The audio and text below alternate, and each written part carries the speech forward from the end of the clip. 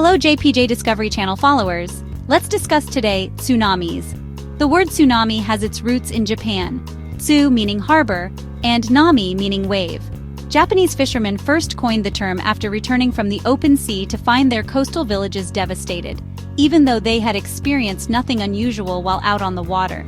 The destruction they witnessed was sudden and mysterious, leaving a lasting impression on their communities.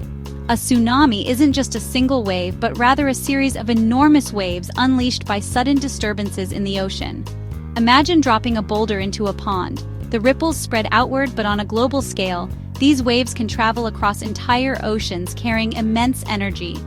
Unlike regular wind-driven waves that only affect the ocean's surface, tsunamis involve the movement of the entire water column, from the surface all the way to the ocean floor. This makes them nearly invisible in deep water, where they can pass beneath ships unnoticed. Ships may barely notice a tsunami passing beneath them in the open ocean, but as these waves approach the shore, their speed slows and their height increases dramatically, unleashing devastating energy on coastal communities.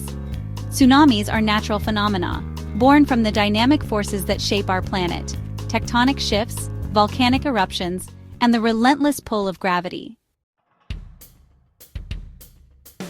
Most tsunamis start with underwater earthquakes. Tectonic plates suddenly shift, displacing huge volumes of water in an instant.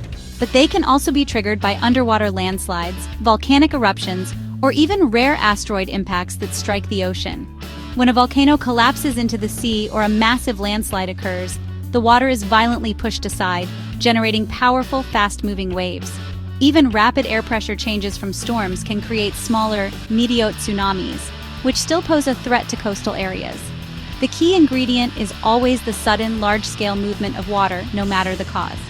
Understanding these causes helps scientists identify high-risk regions and improve tsunami prediction for communities worldwide. After a tsunami forms, its waves race across the deep ocean at jet-like speeds, over 800 kilometers per hour.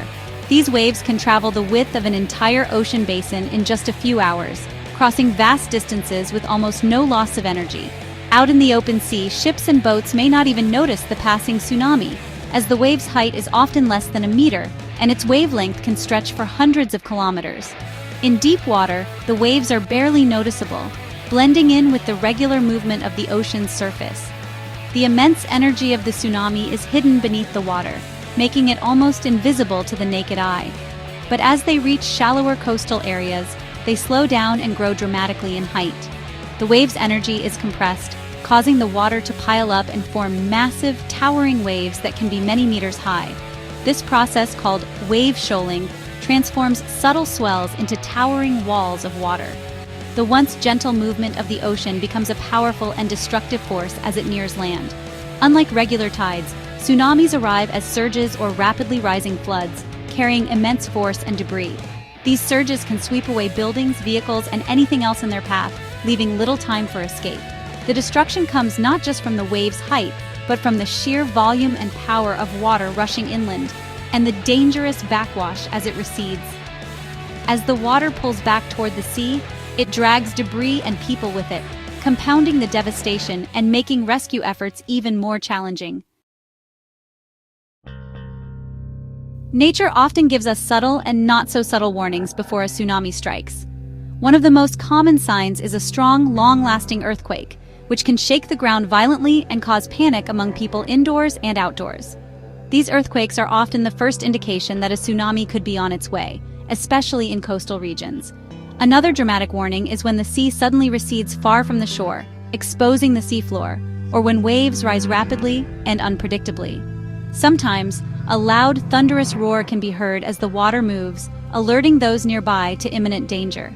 Even unusual animal behavior, like birds suddenly flying inland or animals fleeing the coast, can signal that something is wrong. Scientists play a vital role by monitoring seismic activity and using deep ocean buoys to detect tsunamis early. Specialized warning centers analyze this data, predict tsunami arrival times, and issue alerts to communities at risk. Tsunamis are rare but can be extremely destructive, especially around the Pacific's Ring of Fire, where seismic activity is frequent. Public awareness, such as recognizing these natural warning signs and understanding what they mean, is essential for safety.